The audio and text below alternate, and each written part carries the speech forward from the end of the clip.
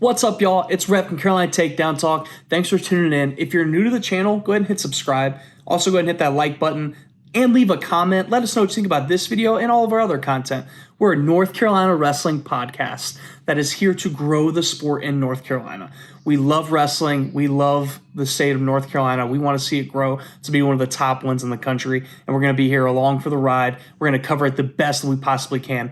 To do that, if you'd like to help, go ahead and head to chainwrestling.co, grab your Carolina Takedown Talk gear, send us a picture of you in it. We'll post it on our Instagram, post it on our story, our Facebook, everything. We want to see everybody decked out in Carolina Takedown Talk gear. So go to chainwrestling.co, go to Teams and Partners, click Carolina Takedown Talk, and get your gear today. If you're looking for other ways to support us, go ahead to CarolinaTakedownTalk.com, click the Support Us tab, go to our Patreon. For $3 a month, you can help support us, help us get to big tournaments, help us with gas fees, with hotels, help us get new equipment, everything. The littlest bit helps. We also have our PayPal on there if you'd like to donate that way.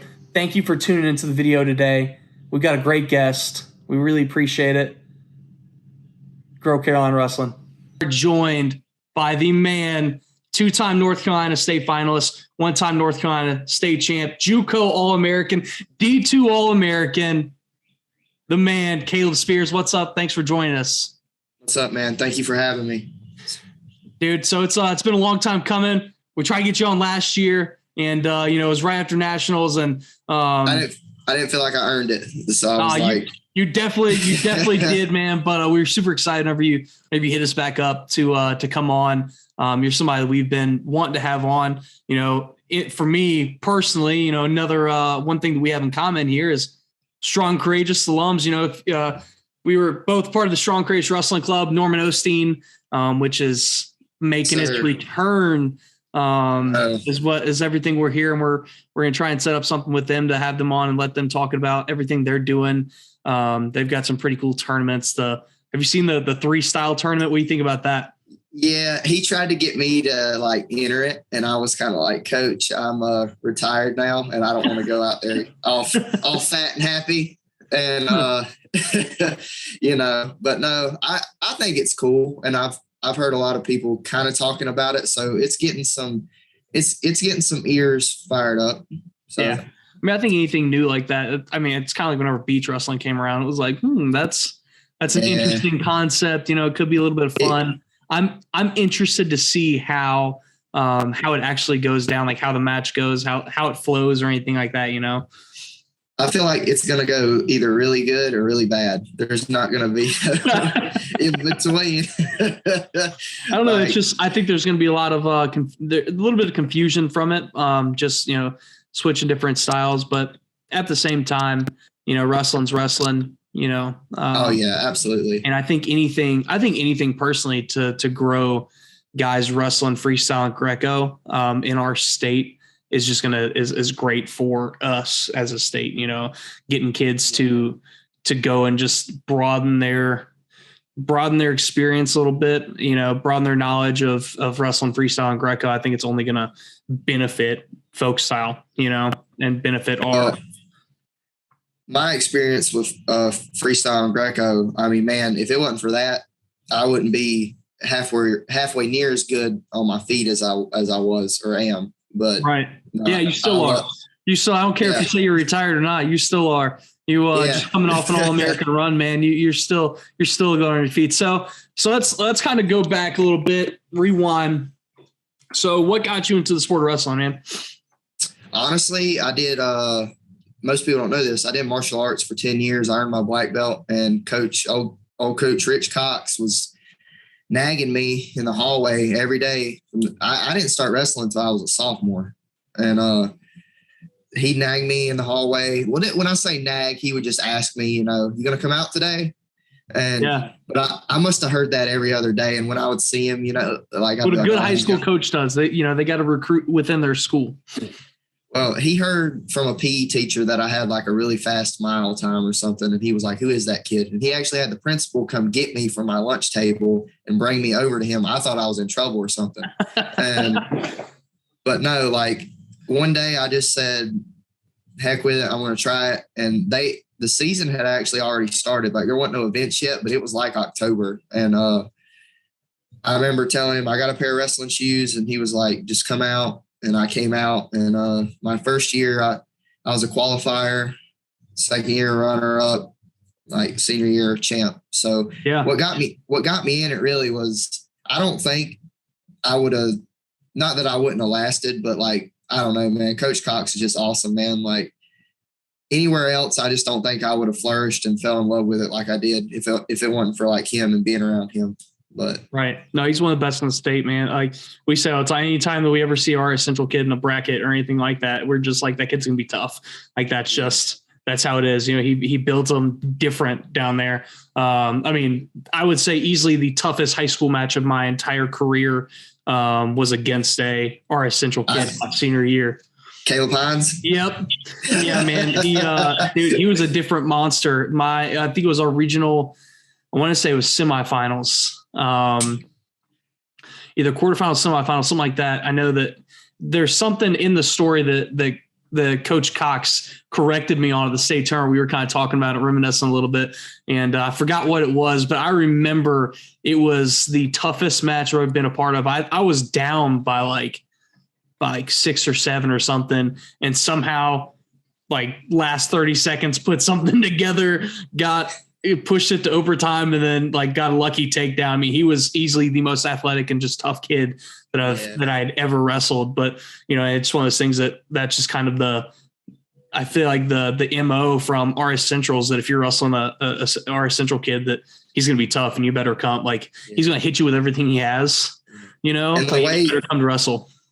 The way Coach Cox runs it, he's trying to do it a lot. And I'm not trying to say like copycat it now, but like at first it was a lot like Iowa style, like in your face. And now he's trying to switch it over to kind of Penn State, a lot of flowing, but when I was there, man, it was a lot of just, I mean, we had some scraps in that room. And I just, back to why I fell in love with the sport, man, I saw his love for the sport. And like, even today, it's just funny because like, he loves wrestling so much that the way he talks to you is he comes up to you and grabs you in a 2-on-1. Yeah. I mean, the guy was at my wedding and freaking, hey, how you doing, buddy? Like, I'm like, this is my wedding, man. But great. Now we're hand fighting because both of us are too prideful to give up this underhook. And now we're about to be prepping right here. And I'm in my suit, dude. Like, no, I get that, man. He's a character. He's one of the best. You know, we're big fans of that program. So what pushed you over to Strong Courageous? Was that something that just being in the area, or were you like, you fell in love with it and just wanted to get better? How did you find Osteen? That's a great story. So actually I had a friend, you would probably remember Austin Neal. Yep. 2-timer. Anyway, he was already in it. And I heard like in a practice, Coach Cox asked him, did you go work out with Osteen yesterday? It was like a Monday. He went on a Sunday, of course. And he was like, yeah. And I figured out what club wrestling was. And I wasn't but like 3 weeks into wrestling. So anyway, I was like, hey, could I go to those practices? And our assistant coach at the time, he didn't really like, he was like, oh, well, they're kind of full right now. And he kind of gave me that spiel. But later on, a lot of kids were in the locker room and they wanted to join. And you know how, you can't just take a JV kid and they're going to get, especially the Sunday practices, man. Back whenever, I remember back whenever I was in high school, like we had like Juan Vera, Colby Langford, Mitchell Langford. Like it was so funny watching scraps in there like 2 weeks before the state tournament was watching better matches than state finals. It was insane, dude. Yes. Like the room was tough. Yes. The groups were all like, if you were not ready to come into that, you were going to come in there and get your face beat in. I remember my freshman year getting beat up in that room, man. But no, anyway, my assistant coach, Thomas Hensley, who's now a coach at Polk County, he a few weeks later, he kind of saw like I was getting a little better. Yeah. He said, hey, would you like to still join that club? And this was around, it's like right before Christmas. And I was like, yeah, absolutely. I was like, I need all the extra work I can get. And I met Coach Osteen. We had just had a killer, crazy duel. Back then, Chase High School was really good. Yeah. And we had a huge rivalry with them, and we just beat them by like 1 point. It was a crazy duel. And apparently he was there, and he was like, hey, let's go catch him. He's in the parking lot. And he ran, and we met him, and he was like, okay, you're good, buddy. He was like, I'll see you on Sunday. Yeah. And I was like, solid Osteen impression, by the way. Oh, thank you. I was like, just thank you for the opportunity. He was like, well, yep, I'll see you this weekend. And what's funny is he wasn't even there my first practice ever. Guess who ran it? Who did? Daniel Holmby ran. I figured out. Oh man, so you got baptized by fire by coming over to Strong Courageous, man. And my first drill partner ever, I didn't know who it was, Chase Emery. And dude, like, it wasn't like I got pummeled, but we didn't stop moving for 2 hours, man. Yeah. And I was like, this is crazy. It was different than any practice, because we never really lined up and ran sprints or, did any kind of like conditioning like that. And like, I remember looking back at that in high school, like, man, like, do we not condition? Like how, like, whatever. But then you'd sit there and be practicing and you'd look back and be like, man, I didn't stop moving for 2.5 hours, maybe for like 2 or 3 water breaks. Like the little bit of time that we had in that room, like he used every second of it. You remember the Elida home? Yep. The Elida home practices, man. Those were those Sunday grinds were tough. Like you had to come in ready to scrap. I know. Like it was nothing to have a group with 3 or 4 state champs in that group wrestling, or a South Carolina state champ that would come up. And they were going on like their second or third state title. You know what I mean? Yeah. I mean, man, some real studs came out of that room, out of that program. And I'm excited that it's coming back. Dude, I really think, sorry, I didn't mean to interrupt. No, go ahead, man. No, you're the guest here. I want to hear you. Yeah, but I helped. I actually was the assistant coach for Central last year. And, it was just a weird year having season in like May and June. But I really saw the hit hard, at least in this part of Western North Carolina, from not having that club. Like, you got Dark Horse, but they're in Charlotte, and like Combat's kind of Hickory-ish. But like Asheville, Hendersonville, like those kids really didn't have nowhere to go. Yeah, Rutherford, Buncombe, Henderson, Polk, Transylvania, all these counties up here didn't have, a real, I don't want to say they didn't have a club, like they didn't have like a centralized club, because it's tough. Like I think the big thing that Dark Horse and Combat and Raw and like all the big, Port City Pirates, like all the big name clubs that we have that are doing so well right now, School of Hard Knocks, Matt Masters, they aren't affiliated with one school, right? They're open to anyone, and they don't have, and that's kind of what we were missing up here whenever Strong Courageous left, is that we had like West Henderson had a club, North Henderson has a club up here, Polk has a club, but it's just tough. Like in East Henderson has a club now, but it's tough. Like, even if you don't mean to, it is tough mentally for a kid from, RS Central to come up and wrestle at, a West Henderson club or at a Polk County club or, whatever it is. Whenever you have a like Strong Courageous, hey, this is who we are. We're, you don't feel like you're betraying your high school. You don't feel like you're betraying your people to go train over here, but it's somewhere that you can come and collectively get better, It was hard to duplicate, just like we were talking about, like nothing against those clubs or nothing. No, not at all. Just the hammers we had in the room. I mean, it's hard. That's hard to duplicate in like a high school club. You know what I'm saying? Yeah. No, definitely. Central has a club, and I'll go ahead and tell you, there ain't hammers like that. You know what I mean? I mean, it's tough, and it's like, and I definitely encourage high school teams to have your own club, right? Like to have your club, have a developmental club. I like 100%, because I don't know, not everybody's Caleb Spears can come in and wrestle their sophomore year for the first time and then be a state qualifier, state finalist, and then state champ, like not everybody just has that, like the gift to be able to do that. You have to develop some of these, you have to develop your program. And so I definitely like I definitely say, hey, have your own club, have something that guys can come in and get extra work. But there's something to be said about having an elite room available in your area to go and get better and push yourself against guys, that it doesn't have to be in your weight. I mean, like if you're 220 to have a heavyweight state champ that's, a county over, but is coming to your club to work out with, that's just going to make you better. Absolutely, man. Absolutely. So you win a state title senior year. I mean, amazing feeling. What was the plan after that? What was the thought process? Did you know you wanted to wrestle in college? I knew from the beginning, but see, here's the thing.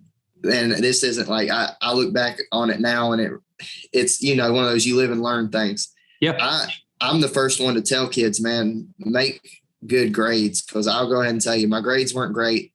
And, like I had places like App and like that looking at me, but John Mark, I'm not ashamed to say, as soon as he saw my transcript, he quit talking to me.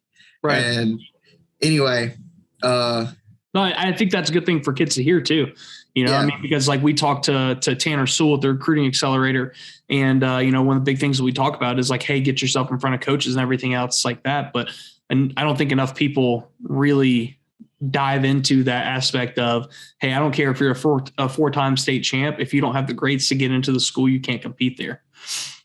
And another great thing, just shouting out Coach Cox again. I keep going back to that, but no, man. I mean, and I love it. Yeah.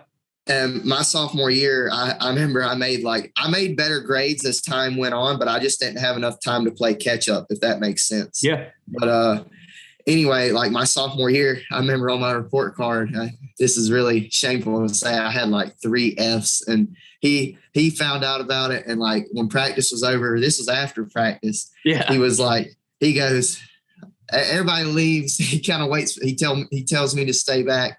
He goes, all right, if you can get out that door, you can make whatever grade you want. And we wrestled live. I kid you not, it was like 45 minutes, and like he pummeled me, and I was like, I'm never making bad grades again. And I was like, but like I said, it just wasn't enough time to play catch up. And also I didn't have 2 foreign languages, which is what you need to get into most 4 years. Yeah. And so to go back to your question, I knew I wanted to wrestle in college, and I finally a Juco program that I hated. They don't even have a program anymore. Spartanburg Methodist College, Coach Matt Oliver, who actually wrestled for Newberry as well. Was a third placer for them, All-American. He hit me up, and it's funny. He wasn't even looking at me. He was looking at 2 of my teammates, but 2 of my teammates just happened to mention me. And it's funny because I ended up like doing great for him, and they ended up transferring, and I ended up staying. So like the guy he wasn't even looking at became like his right-hand guy. Yeah. But no, like I tell you, that program really cut my teeth to get into college wrestling. A lot of people are like, oh, it's a Juco. Like if you know anything about Matt Oliver, and this ain't cutting him, he's a Jersey guy. He was a Jersey state champ. They're a different breed. Yeah. And I don't know how to describe him. He's a good guy, but like, he's going to talk trash to you. He's going to like, if he's not talking trash, he doesn't like you. And I didn't understand that at first. Gotcha. And some of the workouts he put us through, like for instance, if you don't mind me sharing. Go ahead, man. We didn't do something. The whole team, I think, failed hydration, and we didn't mean to. Like, a lot of people don't know hydration in college is a lot more stricter than a high school hydration test. And it basically, you have to be like chugging a gallon of water before you take it to pass the thing. And we all, we're freshmen, and we was like, oh, we'll be fine. And we all failed it. And I remember the next morning at 6 a.m., he had us in our gym that we practiced in. And we had this thing called nines, where you sprint 1, 2, 3, 4, 5, 6, 7, 8, 9, it sounds like nothing, right? Well, he had us do 10 ones. So you just do 1. Then he had us do 10 twos, then 10 threes, then 10 fours, all the way up to 9. And guys were missing their 8 a.m.s. And then he had us do a wall sit for about 20 minutes, passing a plate back and forth. And he's like, so what are we going to do today, guys? Drink water. And, Yeah. and freaking, it was just, and that's just one workout I'm mentioning. But when I say he really cut our teeth, like he tried to get rid of guys, like, and not in a bad way, but he wanted to weed out the weak. And those practices in those 2 years there, I will say, really made a man out of me, because I came there, you know, when you get out of high school, you think you're a man, but you're really not, you know what I mean? No, I got you. Yeah. Yeah. But especially coming off state title, you're just like, man, like, you know, I got this. And they got to break you. They got to break you, you know? No, like, I didn't realize what it took to wrestle in college, like what I thought it took. And like, he really cut our teeth. And my first year for him, I was a national qualifier. And second year I took fifth.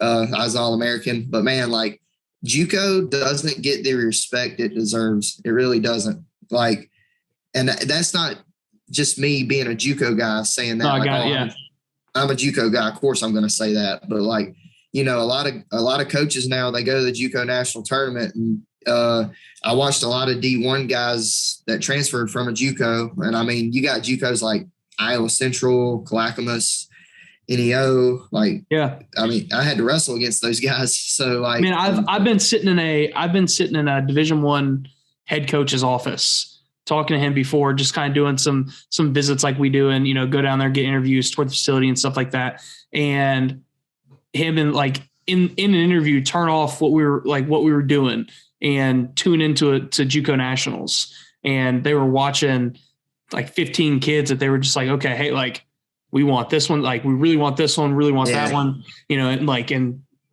that really opened my eyes of sitting there and having a D1 coach, you know. And people can always say, like, you know, and you do hear from JUCO guys, it's like, man, like, it's different down there, you know, but there's that stigma of like, it's JUCO, it's not, you know, NCAA, you know, the same stigma that NAIA has, which is just wrong, because any college, if you're wrestling in college, you're a bad man. Like, that's just the way it is. Like, you're tough if you're wrestling in college. And a college national tournament is an incredibly tough tournament. I don't care what classification we're talking, D1, 2, 3, NAIA, JUCO, anything. Like, it doesn't matter. But to see that in person actually happen, and see the list on the wall, or, you know, on the notebook of like, hey, these are guys that we're looking at just as much, or maybe even harder than we are some high school guys, because we know that these guys have experience of coming in, wrestling, you know, and got, like, teams can fill rosters, you know, with JUCO guys and really make pushes, you know, while they're rebuilding, or, you know, whatnot. But so go ahead. I was just going to say, I found out later on that most JUCO guys were either guys who they had bad grades, or some of them, like, I'm not kidding you, man, I met some, it's just because they had a record or something, man, and couldn't get out. So it was tough guys you were wrestling against. Seriously. Like, they're tough. And that's just kind of, I mean, you go back and look at Jon Jones, UFC champ, you know, one of the best UFC fighters in the world. You know, we won't talk about his out of the octagon issues, but he was a JUCO. I think he was a 2-time JUCO national champ. Yeah. You know, Colby Covington. Colby Covington. Kamaru Usman, I think, was a JUCO. Yeah. Was a JUCO guy. I'm not positive on Kamaru, but he was, and then I think he transferred to UNK. Okay. Yeah. Okay. Yeah. I mean, just so it doesn't, like, trust me, you know, or if you're watching this and you're a high school kid and you're like looking down on JUCO, because there's so many seniors out there that are in that same boat that, you know, I'll be very honest. Like, I was in that same boat my senior year academically of like, hey, I didn't take this serious enough. I only focused on the sports side of this. And, you know, there's so many seniors out there that have that problem whenever they get to their senior year and they're like, man, like, I want to keep on going, but then their grades aren't there. And they kind of look at it and go, well, all right, well, never mind. Like, I can't do this. So see ya, like, see it to the sport. But there's so many programs out there, you know, and that's why, like, not to use this as a plug, but like, that's why I would say recruiting services, or not, I wouldn't even say recruiting service, but the guidance from somebody like Tanner Sewell, the recruiting accelerator, is so pivotal and like so big now, especially for guys, you know, like me and you in that stage where it's like, hey, what can I do? What are my options? Because there are options. You know, so absolutely. So you take fifth, All-American, bigger achievement than what a lot of people ever do. Were you like, did you know you want to keep on wrestling? Were you kind of, what was kind of on your mind? What was the goals? What were the options? What led you to Newberry? So funny story. I'm probably the latest entry to ever Cy Wainwright, the former coach now, actually said this on my senior night. He's like, I think he's probably the latest entry to ever enter into Newberry wrestling, because it's a funny story. But anyway, they recruited me right out. Cy was talking to me, just keeping good connection my freshman year. Yeah. And I had places like Lander, Limestone, but the one that stuck out at the time, just because it's kind of like glitz and glam, was a Presbyterian. And I went and actually trained with them their whole off season, because they had guys getting ready for the U.S. Open, and I was getting ready for U23s. Yeah. And I was set to go there. I had signed. I was going to go there. And, at the time, I liked what I saw. And later on, I'll just be honest, I kind of I'm not pointing no fingers or nothing, so don't think I'm talking bad on a program. Just I happened to have a bad experience. Doesn't mean nobody else is, or somebody else will. But anyway, with 2 weeks before we move in, I get a call from the coach, and he's like, "Hey, we didn't realize this. You're missing a credit. There's going to be no full ride now. There's going to be you'll have to pay for a year." And dude, that school is very expensive. Yeah. And anyway, I was like, man, I can't do that. And so I was actually on my way to visit my buddy on the coast when all this happened. It's just funny because within 3 hours of me just driving to the coast, I was a Newberry guy. And there you go. Anyway, I called Coach Wainwright at the time. It's Coach Darrell Brown now, but Wainwright at the time, I called him and I was like, because I went on a visit there and I loved it. I connected with the guys right away, and they were funny. I was talking to them about, I'm supposed to go on a visit to Limestone, and they would just look at me like, that. Don't do that. And nothing against Limestone. No, it's just a rivalry. Newberry Limestone. Yeah. That's good for the sport, man. But anyway, I called Coach Wainwright, and I basically told the head coach at PC, I just can't do it. I'm sorry. And he, best wishes. And I called Coach Wainwright and was like, "So you think we could still do this?" And he was like, I never lost doubt in you, Spears. And he was like, "Let's get this done." And within 3 hours, I kid you not, I was a Newberry Wolf, and I moved in. I didn't even know I was supposed to move in this soon. I just went to see my buddy, and I was moving in 3 days later. Wow. And Daniel Ownby was the coach there at the time too, an assistant. And when I saw him and Wainwright moving in, they just looked at me like, "God, we did so much to get you." We did Daniel Ownby gave me a little squeeze when he shook my hand, gave me a little, you better own up. But nah, it was good. I couldn't have made the better choice. And I go back to that. Me and a lot of friends talk about that all the time.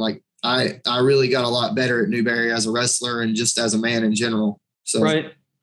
Yeah. I mean, what was, I guess, tell me a little bit about or tell me about your college career. I mean, you come in, or at least at Newberry, right? So you come in, coming off of an All-American at the Juco level. Was your goal to be an All-American? Was your goal to be a national champ? What was the mindset? What was your experience like wrestling at Newberry? Although, I mean, I never reached it, but my goal was to always be a national champ. If that's not your goal, I don't see what you're training for, because I think that was in the back of my mind every day. But anyway, I got to Newberry and I was like, I didn't really know what to expect, but I thought, I took fifth at Juco's. I'll be all right. I get in that room, man. I got my butt whooped, and it was just funny, man. I had some solid partners. I mean, returning All-Americans. We had, he won nationals last year, Isaiah Royal, but at the time he was a returning runner up. And it was just a whole new level, man. It's just crazy the jump from junior college just to the Division II level. Yeah. And and our coaches, I mean, all three of our coaches that year were national champs. Cy Wainwright, Bryant Blanton, Daniel Owenby. I mean, excuse me, they were all national champs. And I mean, we had a solid room. I mean, like, we were just talking about strong and courageous, but man, that room, I mean, I saw fist fights break out. I was like, it was just a whole nother level. But man, I mean, that's basically it with that. I mean, yeah, it was to be a national champ, and I was kind of going to parlay that into, you know, the adversity I had to go through to even just get on the podium, if you really want to get into that. But yeah, definitely. But so my first year at Newberry, I'm doing great. I'm ranked like, I know I was ranked like third or fourth going into like super regions. And literally the weekend before super regions, I blew my left knee out. And when I say I blew it out, I'd had a torn meniscus in it since I was in junior college, but I had what was called a bucket handle tear in my meniscus, where your meniscus is like ripped in half and your leg is actually locked. You can't walk. So there was really no saving it. And it was heartbreaking, but that's the nature of the sport. But, you know, I had no clue in the future what I was going to deal with it. But so anyway, I do the 8 to 9 months of rehab, everything. That's actually how I met my wife. She was my physical therapy assistant. But anyway, I get into the next season, find out that I need another surgery because there's something in there that popped loose. But it wasn't that serious. They just went in there and I was back at it in like 4 weeks. That wasn't that serious. But anyway, my next year I'm at Newberry. It's COVID year. It's about 3 to 4 weeks. No, it wasn't even that much. It was about 2.5, 3 weeks, 2.5 weeks before super regions. We're drilling shin whizzers on that same knee, and I'm just drilling. I'm not even going live. And Coach Wainwright was right in front of me, and I was saying, "Hey, am I doing this right?" And all of a sudden, I was like, "Let me go." Leg had locked again, tore again. So, but it ended better than the year before. So we go see the doc. Cy actually came with me because he called me that night just apologizing. Man, we shouldn't have went over that position. I'm an idiot. This and that. I was like, Coach, you're good. I mean, I was heartbroken too, because I was like, man, not again. Because at that time I was ranked second, and on Intermat or something like that, I was ranked second in the country. And anyway, we go see the doc, and he tells me, you know, I'm sorry, I'm going a lot of different places here. I have a buddy who wrestles at App State. Give him a little shout out because he was really my saving grace. Tristan Norris, he had his taken out, his meniscus taken out, and I didn't know you could do that. So I hit Cy up. I'm like, hey, you know, if I get this taken out, you know, most guys are back in 5 to 6 weeks. I bet I could be back in 18 days. But anyway, we go see the doc together, and we tell him our idea. And he was like, well, let's get an MRI right now. And he was like, yeah, same tear. There's no point in me trying to repair that thing again. So he was like, let's take it out tomorrow. Come in here tomorrow. Let's get you in surgery, take it out, see where we can go. And I had surgery, and I was in physical therapy the very next day. And long story short, I wrestled 18 days out of surgery, won super regions. And that's RS Central tough right there. All right. Dude, I told y'all, everyone listen, I told y'all that Coach Cox builds them different. That is RS Central tough right there. 18 days out of a knee surgery, wrestling at the national level. It was crazy. I wrestled the best, one of my best performances ever. It was just crazy. And I always told people I wrestle a little bit better when I'm injured because I'm so alert. But I lost in the match to place at nationals. I was beating the guy, and I'm not going to make excuses and say, oh, it was because of my knee. But it was tough. And I actually, I wrestled the guy who won it first round, and I was the only guy to take him down all year. I at least take that with me. He told me that after the match. He told me that. He was like, he was a nice guy. He was like, only guy to take me down all year. And I was like, yeah. And on busted up knee. And I was like, but it was a 5-week grind. Like that was the hardest 5 weeks of my life. But because like, it wasn't just that the ligament was gone. You have to, your body has to get used to that ligament being gone. So what it does is I had 50 to 60 cc's of fluid in my knee at a time. And I was getting it drained every other day. And, but no, that was a long, hard season. And then if you don't mind me keep going here. Oh man, keep going. Yeah. So it was hard, not All-American. And especially because, man, I was right there. I was winning the match. And like, I saw Daniel Ownby a few weeks later, and he was no longer a coach there, but he was like, I'm going to punch you in the face. And I was like, man, that's the most Daniel Ownby thing I've ever heard in my life. Yeah. No, I love him, man. He's a good guy. He's another strong, courageous alum. Yeah. But no, like he didn't really know the circumstances and I didn't get into them. But anyway, I found out shortly after the season was over. So get this. I had a hurt knee. Yep. I had a torn labrum in my shoulder, and I also had a torn labrum in my hip. And I had all this, and I didn't even know it. And I knew something was wrong with my shoulder because when we would be lifting, I couldn't bench press anymore, hardly. And I was like, something's wrong with it, but I'll get it checked out. No big deal. Man, my labrum was like ripped. One was ripped in half. And so I had to have shoulder surgery. And my knee just keeps swelling. Like I couldn't get on an exercise bike for 10 minutes without my knee just blowing up like a cantaloupe. And so I really had to sit back and say, like, is my wrestling career over? Like I really had to have that talk with myself. And, I brag on my wife on social media a lot, but man, she was here through it all. Like she was next to the hospital beds when I would wake up during surgery. And I actually proposed to her, like messed up on like I actually proposed to her more than once. But anyway, so I actually had a stem cell treatment done. And I don't know if you know what that is, but I had stem cell treatment done, and that was like a godsend because it repairs tissue. And I had it put in my knee, my hip, and my shoulder even after the surgery just to help it repair. So, but yet my knee would not quit swelling. So about September of this year, or not this year, last year, but this past September, found out we had a baby on the way. And I was like, I'm always tried to be the best Christian I could be. And I was like, well, we need to get married.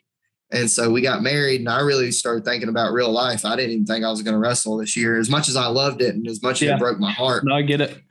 And I still had a redshirt year. So I was thinking about just taking it and taking the year off and getting healed up. But I really wanted to go out on my terms, and I'm not going to lie. Like I prayed like crazy. And one day my knee stopped swelling like out of nowhere. I don't know. I'll give it to prayer. Like I prayed like crazy, man. Like I wanted to wrestle so bad, but Coach Wainwright was still the coach at the time. And I called him and I said, hey, can I just come try? I wasn't even on campus. I was going to be an online student. And I was like, can I just come try? And he was like, sure, man. And so I come try. I do all right, but the knee doesn't swell at all. And so I got to give a big shout out to Bryant Blanton, the assistant coach. He doesn't get enough credit. That dude like hammered on my mentality all year. Like, you can do this. He talked to me about how his knee used to swell all the time, and he still won a national title and still went out there and threw fools on their head. And like, he was like, you can do this. And he basically made even more of a man out of me. Like, you don't need your knee. And he was like, so what if that swelling's there? I'll give you extra cushion. And basically, and gotta love wrestling sayings, man. Dude, and doctors hate us. Yeah, I was like, all right, I was like, you know what, you're right. Let's do this thing. So, but that basically puts us into this year. But it was hard, man, because like I had a wife, I have a 6-year-old, and I had a baby on the way. We didn't find a place in Newberry. It was so hard to find one and find one affordable. So I lived about 2 hours away from them. And I would drive back on the weekends when I could to see them, and they would drive to me and see me. But, but long story short, had a great season. I mean, it's not what I wanted. I mean, I didn't just want a 7th place finish, but man, I wanted that national title so bad. And Lord knows I worked my butt off for it. Like I would do one-on-ones with Blanton every other morning. And the main place I struggled, I would say, in folk style wrestling was bottom. Like I was good on my feet. I wasn't a big turner, but I could ride guys when I needed to. I wasn't a guy that was going to turn you like a doorknob. But on bottom, if I like wrestled a leg rider, I would struggle. And that was Blanton's MO. Dude. And so as bad as it sucked in those one-on-ones, I'd be like, all right, Blanton, I'm going down. And dude, we would do bottom. I mean, we'd go straight live for like 30 minutes every morning, just bottom, and it sucked. And he would beat the crap out of me. But dude, nobody rode me. Yep. But no, man. So it was just special for me and my family, when I got on the podium, and just because everything we've been through. I mean, like wrestling, 18 days out of knee surgery, and seeing what I had to go through there, and like maybe me not wrestling anymore to like, so man, it was so special, man. That's awesome, man. Yeah.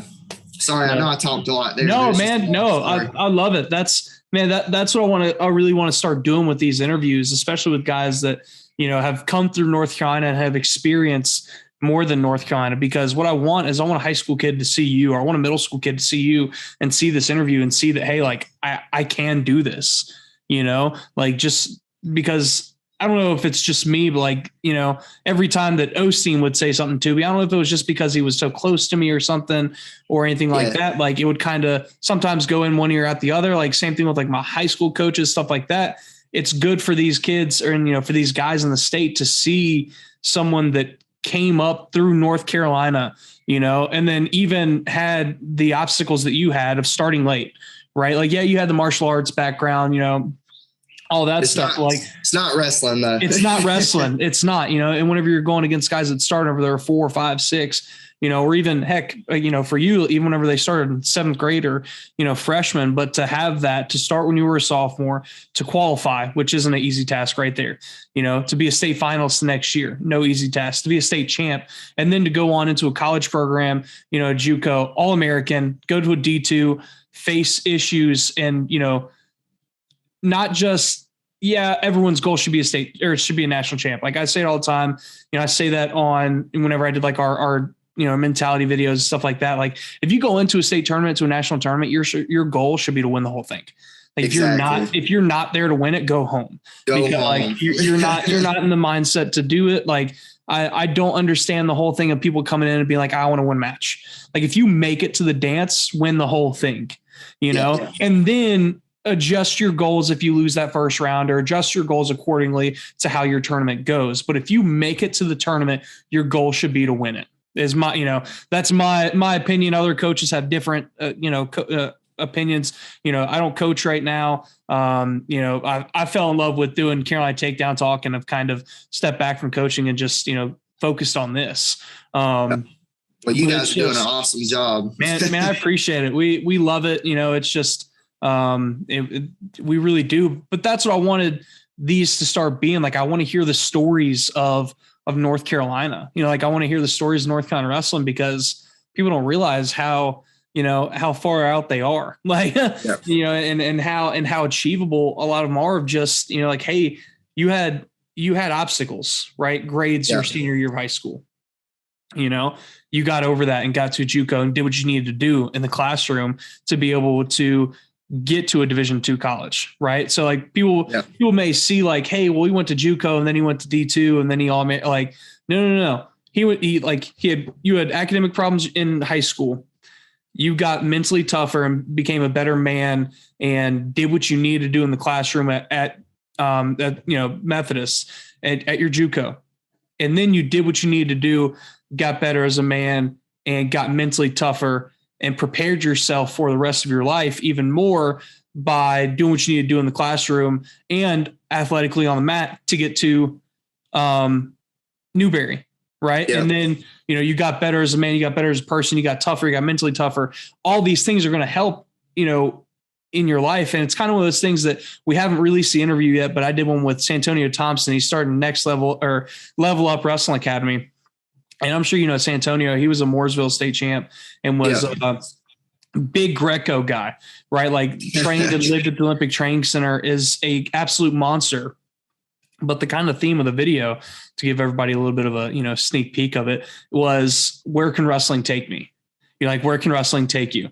And that was kind of the theme of where he, what he used wrestling as, because, everyone wants to be a 4-time state champ. Not many people get that. Everyone wants to be a state champ. Not many people get that. Everybody wants to be a national champ. Everybody wants to go to college, but not many people get there. What can you use wrestling for, to do? And I love your story, and the mental toughness. And, I think it goes back to just people that you've had in your life, people like a Coach Cox, a great like family supporting role, a great coaching, great coach support from Newberry, from having the right people in the right places at the right time, caring about you as an athlete and caring about you as a person to get you where you need to go. So you definitely didn't talk too much, man. You said, where wrestling can take you. I didn't even add this in. I wrestled for Athletes in Action, and I got to go wrestle because of Coach Cox. He just texted me one day. It was like, "Hey, would you like to wrestle overseas?" And I was like, "Okay, yeah, sure, Coach." Yeah. And I didn't think nothing of it. I was actually with Osteen, and I was with him at a practice. And after the practice, he called me. He was like, "Well, I got you on the team." And I was on the team with Anthony Ashnault, Seth Gross. Just hammers. And I wrestled in Kazakhstan, and we stayed for 3 weeks. And also we wrestled a big event, but we also did mission work. Then the next summer I wrestled in Ukraine, and just, it's crazy where wrestling can take you. If I had never started wrestling, I wouldn't have went overseas and did anything probably. Right. But no doubt. So, we kind of talked about a little bit earlier, you're retired now from wrestling, right? What's next for you? Well, what's next for me is along with what I was gonna, I guess, kind of announce, but I can't wait to be a father. I got a baby on the way. I cannot wait, man. Congrats, man. Yeah, that's awesome. She's about a month from it's May 3rd's her due date, but I honestly don't think she'll make it to that. But congrats, man. Anyway, that's awesome. Thank you. But I actually just started my MMA journey, and I don't really want to name his name because I don't know if he's comfortable with me doing it, but I got a sponsor, and it's a close family member. He's got a ton of appliance stores all over Western North Carolina, so he sponsored me. So he's paying me to train, and this is what I'm going to do now and see where I can take it. But ever since I was a little kid, I'm not that guy that wears tap outs. That's like, oh, I got you. Yeah. I can fight. It's not like that. I've always, if anything, I still love competition, but for me, after the national tournament and all the injuries I went through, I just knew it was over for me. And I was happy. I was happy to shut the door on it. I wanted to finally go out on my terms. Yeah. Not an injury take me out. And I know a lot of people are probably like, well, you're going into MMA. Isn't that harder? The guys I've been training with, we got a few D1 All-Americans in the room, and they're like, dude, this is way easier than college wrestling. College wrestling is a grind. You're pounding on one thing all the time. But in MMA, you might work kickboxing one day, and then you might work your jiu-jitsu one day. And then you have the opportunity to kind of rest your body from certain things. You kind of get to have that, and as a MMA fan, you kind of go back to how George St. Pierre kind of changed the game back in the day of GSP used to train different things, and he kind of started looking at it as almost like a sports science of, well, I'm going to, my legs are sore today, so I'm not going to do a lot of kickboxing today. Today may be a jiu-jitsu day. And you can kind of listen to your body more and kind of and adjust accordingly, Well, what's crazy is where I'm training right now, Jimmo in Gastonia, Chris Weidman also trains out of that gym. And I was actually just sparring with him the other day, and I was flipped out. I'm sparring with Chris Weidman, and I was like, holy cow. But it goes back to that wrestling standard. Like you got to be in a good room to get good. Right. Yeah. And so like, there's so many good guys in that room, and anything I've ever done, I've tried to just be the best at it. So let's see where this goes. But no, man, I'm excited. I'm excited to see, like, I probably won't have my first fight for about, I would say 4 to 6 months, because I really need to get some training under my belt. Yeah. But you'll definitely see me around, like, advertising when I'm going to fight and stuff. But I can't wait. Man, we can't wait. I can't wait to follow that journey as well. I followed you through your college career, and been a big fan, of course, come from you coming out of Strong Courageous, just being from a local around the area, followed you, been a big fan. And like I said, I really appreciate you coming on, sharing your story. And we can't wait to see your MMA career and see you dominate that realm as well. Absolutely. I'm still going to be around North Carolina wrestling. I'm open for clinics and camps for anybody who wants to hit me up. So I'm never going to get away from wrestling. Just competing wise, it's over for me. I got you. So no more freestyle or Greco, anything like that. No ambitions to go pop up in the U.S. Open or anything like that. If I did, it would probably be Greco, because I placed at U23s twice in Greco, and yeah, I like Osteen always used to say Greco's the man style, and he was like, but no, like, I like Greco, and if I was to ever come back, it would probably be Greco. But I don't see right now. I'm just going to focus solely on just MMA and getting better at that, just so I don't get my head knocked off. No, I don't blame you, man. So that's awesome, man. Well, hey, I appreciate it again. Thanks for coming on, and good luck. We cannot wait to hear your announcement on the fight game, and keep it up, man.